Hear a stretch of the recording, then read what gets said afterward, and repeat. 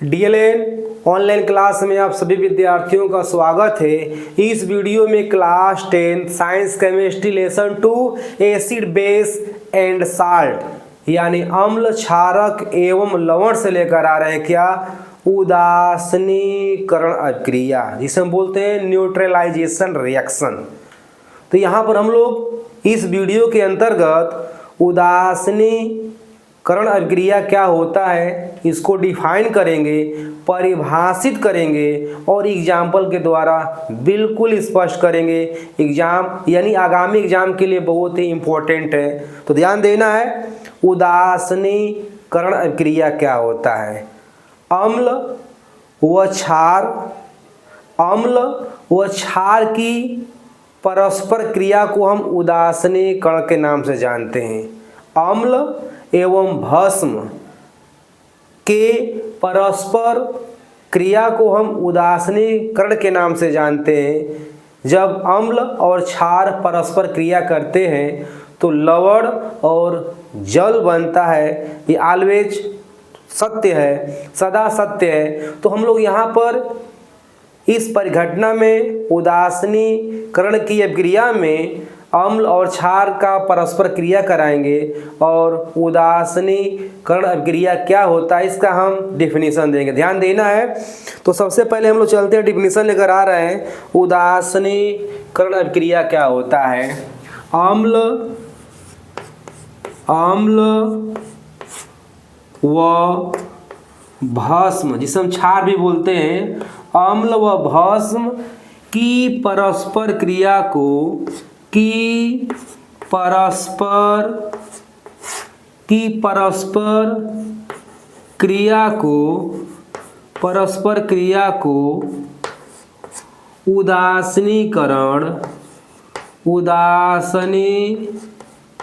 ध्यान देना है, उदासीनीकरण कहते हैं। उदासीनीकरण कहते हैं अम्ल एवं भस्म परस्पर क्रिया करके अम्ल एवं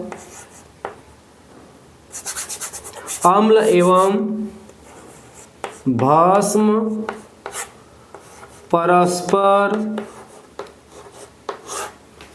क्रिया करके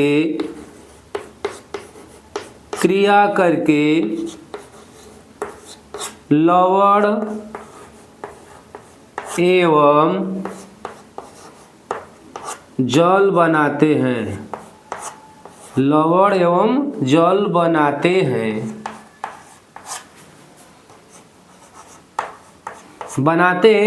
इसे हम एग्जाम्पल के द्वारा स्पष्ट करेंगे। यहाँ पर अम्ल व भस्म की परस्पर क्रिया को उदासीनीकरण कहते हैं। अम्ल एवं भस्म परस्पर क्रिया करके लवण एवं जल बनाते हैं। तो यहाँ पर ध्यान देना, एग्जाम्पल लेकर आ रहे हैं, एग्जाम्पल को स्पष्ट करेंगे। एग्जाम्पल यहाँ पर हम लोग एग्जाम्पल में लेकर आ रहे हैं, हम लोग लेंगे NaOH, ये क्षार है, बेस है, ये बेस है, प्लस HCl हाइड्रोक्लोरिक अम्ल जो एसिड है, हाइड्रोक्लोरिक अम्ल एसिड है। जब ये दोनों परस्पर क्रिया करेंगे तो क्षारकों से क्षारीय मूलक और अम्लों से अम्लीय मूलक अलग होगा, तो बनेगा साल्ट, यानी बनेगा यहाँ पर साल्ट के रूप में NaCl, यानी क्षारक में Na जो है, Na क्षारीय मूलक है, जबकि अम्लों में Cl- जो होता है अम्लीय मूलक होता है। दोनों परस्पर संयुक्त हो जाएंगे तो बनेगा NaCl। यह साल्ट है, लवण है, साल्ट है, ध्यान देना है। और प्लस बनेगा H2O, जिसे हम बोलते हैं जल। क्या बोलते हैं? वाटर। अब यहाँ पर ध्यान देना है, जब कोई साल्ट बनता है तो साल्ट जो होता है वैद्युत अपघट्य पदार्थ होता है। वैद्युत अपघट्य पदार्थ हम उस पदार्थ को कहते हैं जो जल या आयनीकारक विलायकों में घुलकर विपरीत प्रकार के आयनों में क्या होता है, आयनित हो जाता है या उसका आयनन हो जाता है।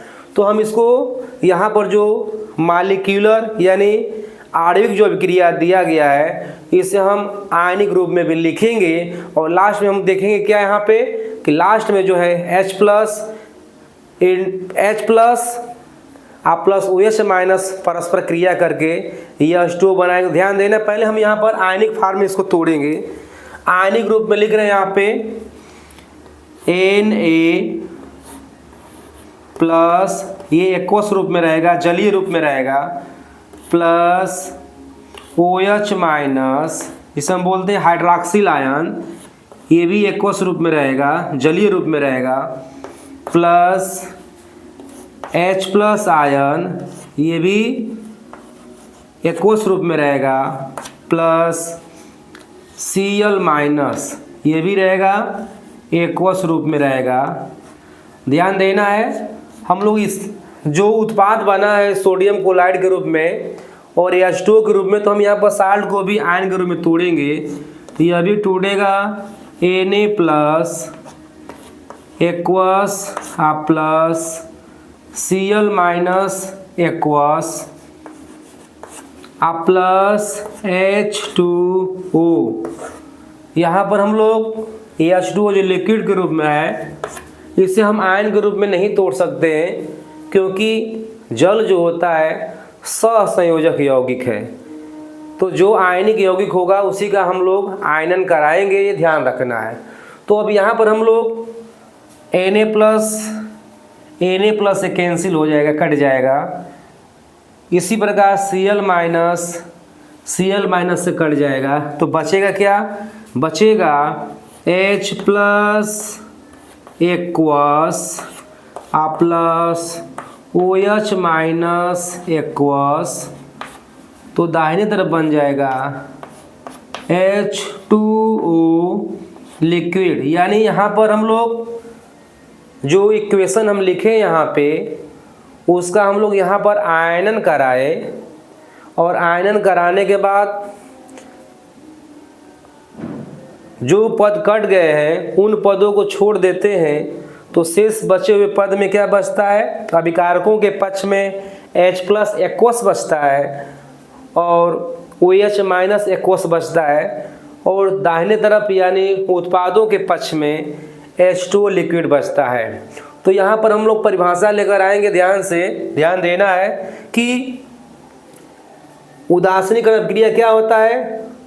तो जलीय विलयन में H प्लस आयन एवं OH आयन के परस्पर मिलकर जल बनाने की प्रक्रिया को हम उदासीनीकरण क्रिया के नाम से जानते हैं। तो यहाँ पर हम अब डिफिनीशन लेकर आ रहे हैं, ध्यान देना है। उदासीनीकरण क्रिया किसे कहते हैं, तो जलीय विलयन में ध्यान देना है, उदासीनीकरण अभिक्रिया का हम डिफिनीशन लेकर आ रहे हैं, जो इक्वेशन के रूप में यहाँ पर प्रकट हुआ। लास्ट में बना हमारा H plus into H plus OH minus, उत्पाद के पक्ष में बचा H2O लिक्विड। तो यहाँ पर हम लोग अब उदासीनीकरण क्रिया का डिफिनीशन लेकर आ रहे हैं, ध्यान देना है। उदासीनीकरण क्रिया क्या होगा, जलीय विलयन में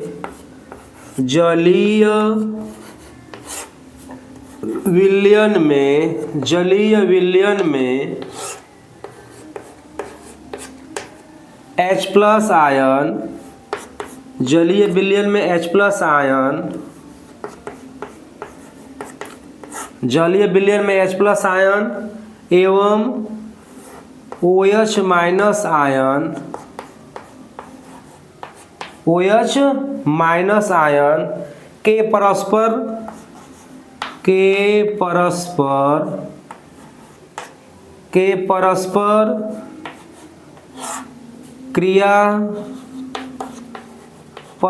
क्रिया ध्यान देना है।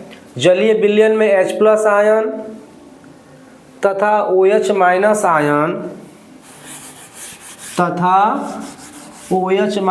आयन H प्लस आयन को बोलते हैं हम लोग हाइड्रोजन आयन तथा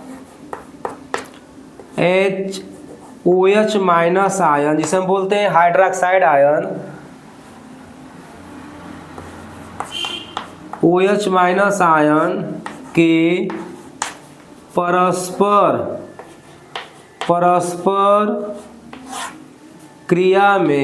परस्पर क्रिया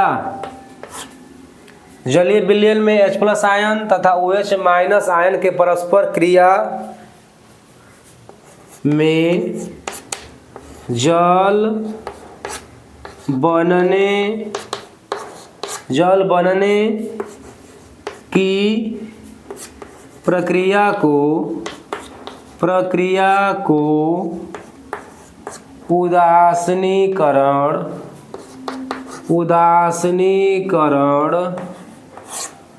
अभिक्रिया कहते हैं।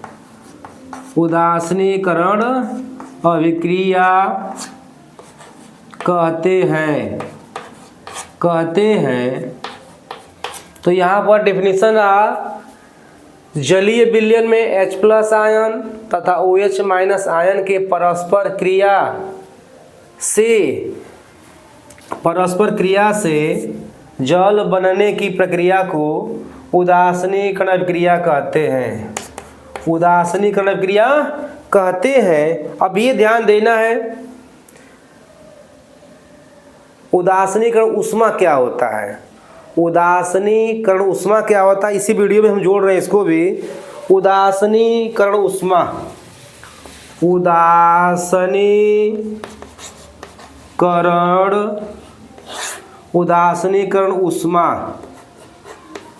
जिसे हम बोलते हैं हीट ऑफ न्यूट्रलाइजेशन। हीट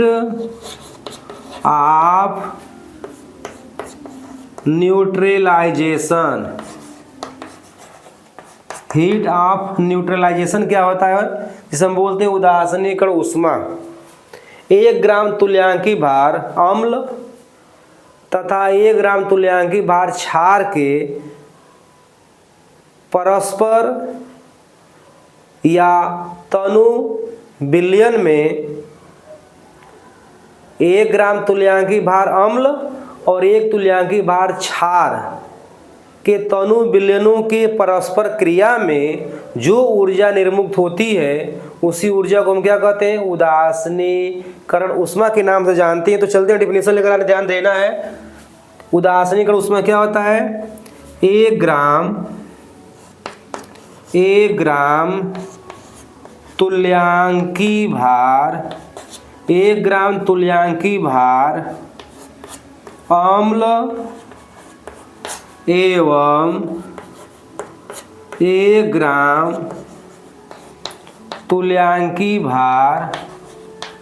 1 ग्राम तुल्यांकी भार भस्म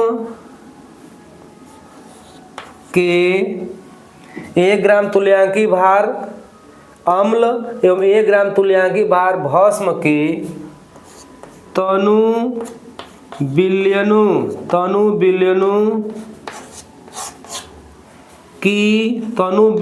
की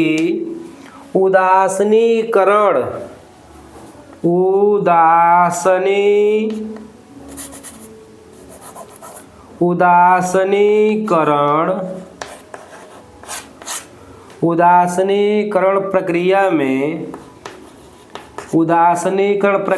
में निर्मुक्त या उत्सर्जित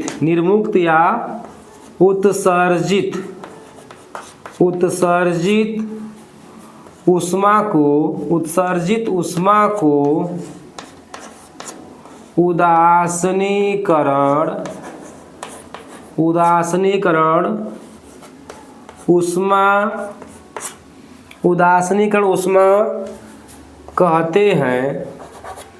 उदासीनीकरण ऊष्मा कहते हैं।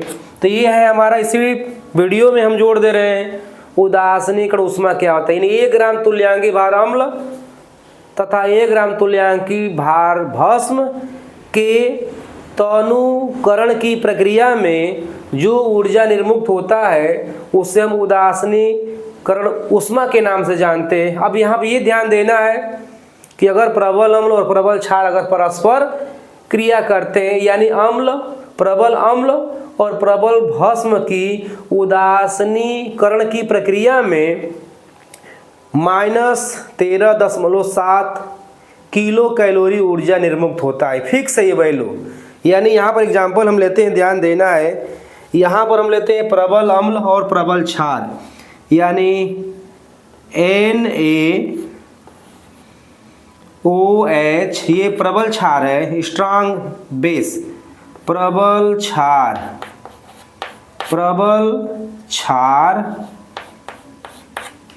प्लस HCl प्रबल अम्ल। जब दोनों परस्पर क्रिया करेंगे तो बनेगा NaOH NaCl plus H2O plus यहाँ पर जो है 13.7 किलो कैलोरी हीट उत्सर्जित होगा।